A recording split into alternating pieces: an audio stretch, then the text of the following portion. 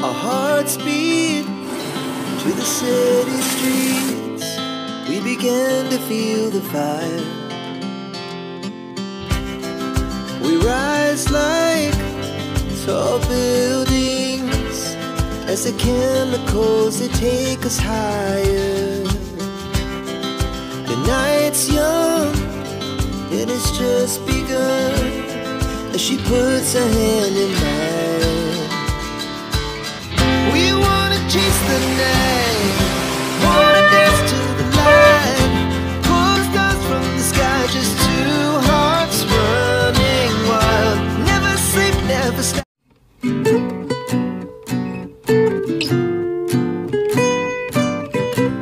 নমস্কার, আমি মাম্পি, হোমমেকার মাম্পির আরো একটি নতুন ব্লগে আপনাদের সবাইকে স্বাগত জানাই।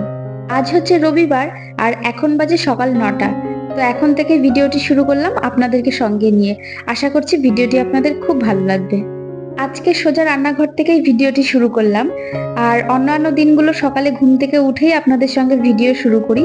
তবে সকাল থেকে অনেক কটা কাজ সেরেই নিয়ে তারপরে রান্নাঘরে এসেছি সব গুছিয়ে নিয়ে, মানে সবজি টবজি বানিয়ে সবকিছু গুছিয়ে তারপরে রান্না করতে বসি, আপনারা তো জানেনই। তো সেটাই করতে এসেছি, তো ভাবলাম ভিডিওটা এখন থেকেই শুরু করি। তো ওদিকে বাবু সকালে পড়তে গিয়েছে, কারণ সানডেতেও 9টা থেকে পড়া থাকে। তো পড়তে গিয়েছে আর এদিকে বিজয় বাজার করে নিয়ে এসেছে। তো সব বাজার টাজারগুলো গুছিয়ে এই যে মাংস টাংস ধুয়ে একেবারে সবকিছু মশলা টশলা বানিয়ে নিয়ে একেবারে বসে পড়েছি ঝটপট করে রান্না করার জন্য। কারণ সকালে বাবু শুধু একটু মুড়ি মাখা খেয়ে গেছে, মানে মুড়ি চানাচুর খেয়েও পড়তে চলে গেছে।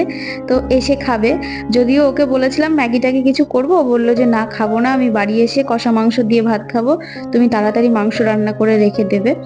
আর আপনাদেরকে তো বলি, আমাদের বাড়িতে মাংস রান্না হলে কষা মাংসটা খেতে সবাই পছন্দ করে। তো সকালবেলায় কষা মাংস দিয়ে ভাত খেতেই ওরা বেশি পছন্দ করে।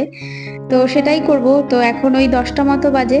তো বিজয় যাওয়ার আগেই বাড়িতে চাল কুমড়ো টুমড়ো ছিল, তো সেটাকেই আমি, চাল কুমড়োটা 2-3 দিন আগেই নিয়ে এসেছিল, তো ভাবলাম ওটা একটু ভাজা করে দিই। আর ওই কালো জিরে পেঁয়াজ দিয়ে চাল কুমড়ো ভাজা করলে না খুব ভালো খেতে হয়, আমার ছেলেও বেশ ভালো খায়।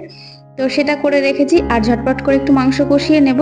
সকালে বাবুকে পড়তে দিয়ে বিজয় বাজারে গিয়েছিল, তবে ও যখন বাজারে গিয়েছিল তার আগে আমি সব মশলাগুলো রেডি করে রেখেছিলাম, কারণ মশলাটা রেডি করতেই সময় লাগে, চিকেন রান্না করতে তো তেমন একটা সময় লাগে না। তো সব মশলা টশলা বানিয়ে একেবারে মিক্সিতে সব পেস্ট করে সব রেডি করে রেখে দিয়েছিলাম। তো আসার পরে চিকেনটা ভালো করে ধুয়ে বাজার ব্যাগ থেকে বাজারগুলো সব সবজিগুলো ফ্রিজে গুছিয়ে রেখে চলে এসেছি রান্না করতে। তো এখন এই 10:30 মতো বাজে, বাবু আসার আগে চিকেন কষা হয়েই যাবে। লাস্ট 2-3 দিন ধরে আমাদের এখানে মুষলধারে বৃষ্টি হচ্ছে, জানি না আর কোথাও কি হচ্ছে কি হচ্ছে না, তবে আমাদের এখানে প্রচন্ড পরিমাণে, মানে বর্ষাকাল কাকে বলে এই 2-3টে দিনে যেন খুব ভালো করে অনুভব করা যাচ্ছে। মানে এত প্রচন্ড পরিমাণে বৃষ্টি হচ্ছে, যখন হচ্ছে তো হয়েই যাচ্ছে। তো যাই হোক, আগামী পরশু থেকে মানে মঙ্গলবার থেকে ছেলের সেকেন্ড সেমেটিভের পরীক্ষা রয়েছে, এক্সাম রয়েছে। তো সেই কারণে ভেবেছিলাম সকালে অনেক কটা জামা কাপড় কেচে দেব। তো যেহেতু মেঘলা মেঘলা ওয়েদার হয়ে রয়েছে সকাল থেকে, তো আজ আর জামা কাপড়গুলো কাচতে পারলাম না, কারণ কাচলে শুকাবে না, এদিক ওদিক ঝুলঝুল করবে, আর ওই ভেজা জামা কাপড় ঝুলে থাকলে একটু গন্ধ হয়, আমার ভালো লাগে না।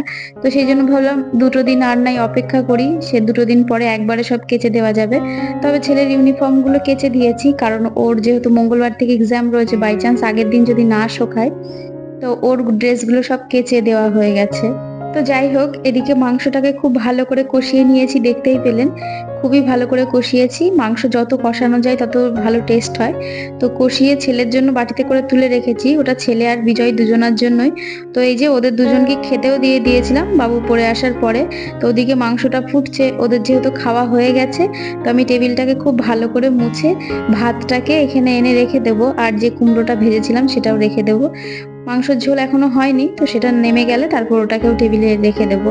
তো এই যেমন মাংস প্রায় হয়ে গেছে, এবার গরম মশলা দিয়ে নামিয়ে নেব। আর আজকের মাংসটা খেতে নাকি খুবই ভালো হয়েছিল, বাবু বলছিল। তো যেরকম প্রতিদিন রান্না করি সেরকমই রান্না করেছিলাম, বলি না এক দিন রান্নাটা খুবই ভালো হয়ে যায়। তো যাই হোক, ওদিকে মাংস তো টেবিলের উপরে থুয়ে এবার চলে এসেছি বাসন মেজে ওভেনটাকে মুছে রান্নাঘরটাকে খুব ভালো করে পরিষ্কার করে নেব। এর আগের ভিডিওতে শতাব্দী দিদিভাই কমেন্ট করেছে, মিষ্টি বোন তুমি কোন অ্যাপ দিয়ে ভিডিও এডিট করো, কিভাবে শিখলে একটু বলো প্লিজ, তোমার ব্লগ আমার খুব ভালো লাগে। থ্যাংক ইউ সুইটহার্ট এত ভালোবাসা দেওয়ার জন্য। সত্যি বলতে দিদিভাই, ইউটিউব আমার কাছে একদম নতুন একটা প্ল্যাটফর্ম, আর আমি সেইভাবে সোশ্যাল মিডিয়াতে সেরকম অ্যাক্টিভ কোনোদিনও ছিলাম না, মানে ফেসবুক বলো, ইনস্টাগ্রাম বলো, আর যাই বলো না কেন। তবে যখন ভেবেছিলাম যে আমি ইউটিউবে আসবো, আমার একটা চ্যানেল ক্রিয়েট করব বা আমি ইউটিউবে কাজ করব, তো তখন ভেবেছিলাম যে ঠিক আছে আমি শিখে নেব। বরাবরই আমার প্রত্যেকটা জিনিসের প্রতি বড্ড কৌতূহল থাকে, যে কোনো জিনিস শেখার প্রতি, কারণ আমি শিখতে বড্ড পছন্দ করি। আমার যে ফার্স্ট ব্লগটা আছে, আপনারা যে দেখতে পারেন আমার চ্যানেলে, তার আগে পর্যন্ত আমি কোনো দিন কোনো ভিডিও এডিট করিনি, ভয়েস দিইনি বা কোনো কিছু করিনি।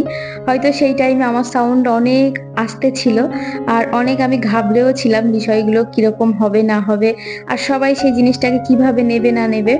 তো তবে এখন দাঁড়িয়ে যেহেতু অনেকটা টাইম হয়ে গেছে, তো আমি মনে করি ফার্স্ট ভিডিও হিসেবে, ফার্স্ট এডিট হিসেবে যথেষ্ট ভালো ছিল। তো আমি যখন ওই ভিডিওটা তৈরি করি, ভিডিওটা আমার মনে আছে আমি লক্ষ্মী পুজোর দিনকে শুট করেছিলাম। তো সেদিনকে আমার রান্না বাড়ি ছিল না, কোনো কাজ ছিল না, তো সেই জন্য বাবুও বাড়িতে ছিল না, সকালে পড়তে গিয়েছিল, আর মা বলেছিল ওই বাড়ি থেকে খাবার পাঠাবে। তো ভাবলাম বসে আছি যতক্ষণ, সকাল থেকে একটা ভিডিও শুট করা যাক না, দেখা যাক কতদূর পারি। তো ওই ভিডিওটাই ফার্স্ট আমি শুট করি, তারপরে 3-4 দিন লেগেছিল আমার পুরো এডিট করে ভয়েস দিতে। তো তারপরে সেটাকে ফার্স্ট ব্লগ বলে তারপরে আমি পোস্ট করেছিলাম।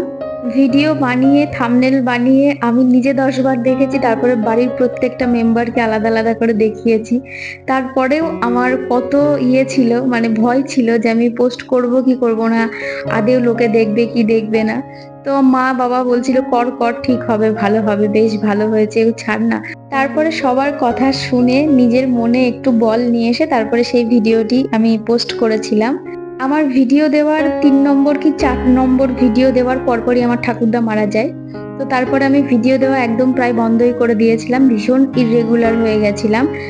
লাস্ট আমার মনিটাইজেশন অন হওয়ার আগে পর্যন্তও আমি ভীষণ ইররেগুলার ছিলাম, আমি ঠিক মতো ভিডিও দিইনি বললেই চলে। তো তারপরে আপনাদের এখন অনেক অনেক ভালোবাসা, অনেক সাপোর্ট, তো সেই কারণে আমি রেগুলারিটি মেনটেন করার চেষ্টা করছি। প্রত্যেকটা কাজের মধ্যে দেখবেন এক একটা দিন যায় আর সেই কাজটা আরো বেশি ইমপ্রুভ হতে থাকে। আমারও ঠিক তাই, আমার ক্ষেত্রেও আমার প্রথম দিককার ভিডিও আর এখনকার ভিডিওগুলোর মধ্যে যে এডিটিং এর যে ব্যাপারটা বা ভয়েসের যে ব্যাপারটা, দেখবেন অনেক ইমপ্রুভ হয়েছে। তবে এখনো আমি আমার কাজের দিক থেকে অতটাও স্যাটিসফাই না, আমি আরো বেটার বা আরো ভালো কিছু করার ইচ্ছা বা আশা আছে। দেখা যাক, ভবিষ্যতে দেখা যাবে যে আমি কত ভালো করতে পারি না পারি। আর আপনারা তো সঙ্গে আছেনই। তো দিদিভাই জিজ্ঞেস করেছিল কোন অ্যাপের মাধ্যমে আমি ভিডিও এডিট করি, তো আমি কাইন্ড মাস্টারের মাধ্যমে আমি ভিডিও এডিট করি। তো আমি যেদিন প্রথম ভিডিও এডিট করেছিলাম তার আগের থেকেই আমি কাইন্ড মাস্টারের সাবস্ক্রিপশন নিয়েছিলাম, তো সেটার মাধ্যমেই আমি ভিডিও এডিট করে থাকি। আর দিদিভাই বলেছে তোমাদের বাড়িতে একদিন যাব তোমার হাতে দই কাতলা খাওয়ার জন্য। অবশ্যই দিদিভাই, অলওয়েজ ওয়েলকাম, যখন খুশি চলে আসবে। আর লাস্ট কিছুদিন ধরে আপনারা আমার রান্নার এত এত এত প্রশংসা, এত ভালোবাসা দিচ্ছেন, সত্যি আমার এত ভালো লাগছে। বরাবরই আমার হাতের রান্না তো খুব গুনে চিনে কয়েকজন লোকই খায়, আমার পরিবারের লোকটা ছাড়া তো সেরকম ভাবে কাউকে খাওয়াইনি সেইভাবে। তো তারা বরাবরই প্রশংসা করে, মানে নিজেদের বাড়ির লোকের প্রশংসায় আজীবন পেয়ে গেছি। তবে এখন আপনাদের প্রশংসা পেয়ে আমার কি ভালো লাগে, সত্যি ভীষণ ভালো লাগে। ভবিষ্যতে আমার ইচ্ছা আছে, আমার যে ছোট্ট একটা ইউটিউব পরিবার আছে, তো তাদেরকে নিয়ে কোথাও পিকনিক করার ইচ্ছা আছে, সবাই মিলে একসঙ্গে রান্না করব, খাবো, আনন্দ করব। তো দেখা যাক কোনোদিন সেই কাজটা সফল করতে পারি কি পারি না। তো যাই হোক, আমার এদিকে ঘরটাও মোছা হয়ে গেছে প্রায়, এখন আমি স্নান করতে যাব। আবার অনেকক্ষণ পর আপনাদের সঙ্গে দেখা করতে এলাম, কারণ স্নান টান করে বসেছিলাম, ভিডিওর কিছু কাজ করছিলাম।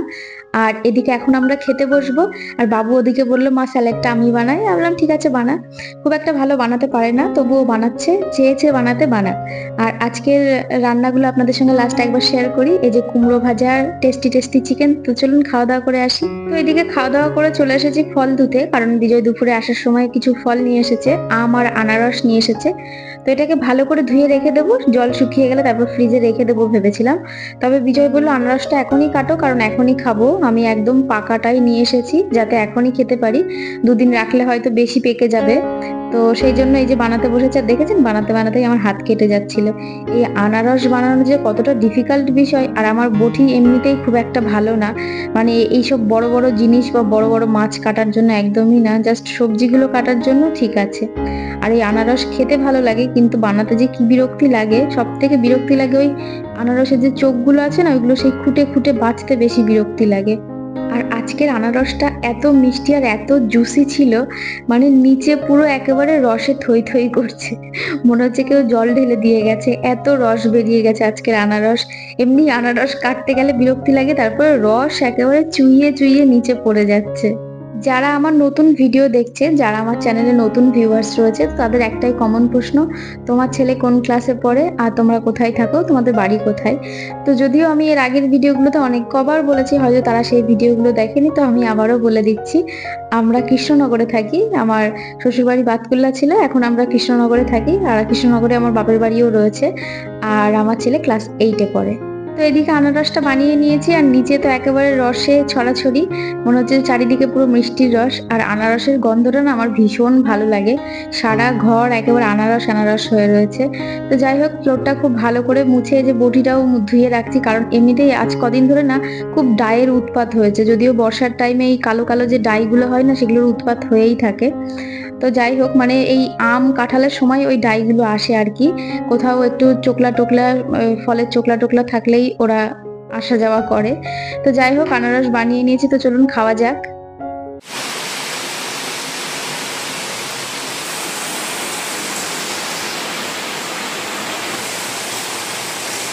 Good evening. তো এখন বাজে সন্ধ্যা 6:30। তো আমি সন্ধ্যা দিতে এসেছি, আর বাইরে কিন্তু মুষলধারে বৃষ্টি হচ্ছে, এত বৃষ্টি হচ্ছে। দুপুরে খাওয়া দাওয়া করে শুয়েছিলাম, আমার এডিটিং এর কিছু কাজ ছিল, সেগুলোই করছিলাম। তারপরে হঠাৎ করে মানে ওই 4:45-5টার থেকে কি পরিমাণ যে বৃষ্টি হওয়া শুরু হয়েছে, মুষলধারে বৃষ্টি হচ্ছে বাইরে। এখন 6:30 মতো বাজে, তো বাইরে প্রচন্ড অন্ধকার হয়ে এসছে বাড়ির ভেতরেও। তো আমি সন্ধ্যাটা দিয়ে নিচ্ছি।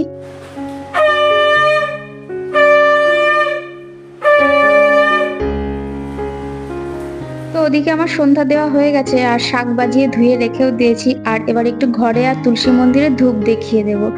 আর গতবার আপনাদের সঙ্গে শেয়ার করেছি, ধূপগুলো নিয়ে এসেছিল, অনেক কটা ধূপ একসঙ্গে নিয়ে এসেছে। আর এই ধূপের স্মেলটা এত সুন্দর, এত সুন্দর। আমার এমনিতেই এই ধূপের সেন্ট না ভীষণ ভালো লাগে। আর ওদিকে বাবুকে বললাম দুটো কর্পূর ধরিয়ে দে, তো ঘরে দুটো কর্পূর ধরিয়ে দিয়েছে। আর এই টাইমটা আমার বাড়ির সব থেকে স্পেশাল টাইম, আমার এত ভালো লাগে। যদিও এই একই কথা আপনাদেরকে এর আগেও অনেক কবার বলেছি, সত্যি বলছি ভীষণ ভালো লাগে। আর এমনিতেও আমাদের বাড়িতে যেই আসে সেই বলে যে তোদের বাড়ি দিয়ে এত সুন্দর গন্ধ বেরোয়, খুব ভালো লাগে। সত্যি বলতে ঘর দিয়ে যদি খুব ভালো সুগন্ধ বের হয় না, তাতে দেখবেন বাড়ির ভীষণ পজিটিভিটি বজায় থাকে। তো যাই হোক, এদিকে আমার চা করা হয়ে গেছে, আর বাবু ওদিকে বললো আমাকে একটু চিড়ে ভাজা দাও, তো চিড়ে ভাজার প্যাকেট আনা ছিল, তো ওকে একটু দিই। তো আজকের ভিডিওটা এখানেই শেষ করব। আর আজকের ভিডিওটা আপনাদের কেমন লাগলো অবশ্যই কমেন্টের মাধ্যমে আপনাদের মতামত জানাবেন, ভালো লাগলে একটু লাইক করবেন। তো আবারও দেখাবে নতুন কোনো ভিডিও নিয়ে, ততক্ষণ সুস্থ থাকবেন, ভালো থাকবেন, টাটা।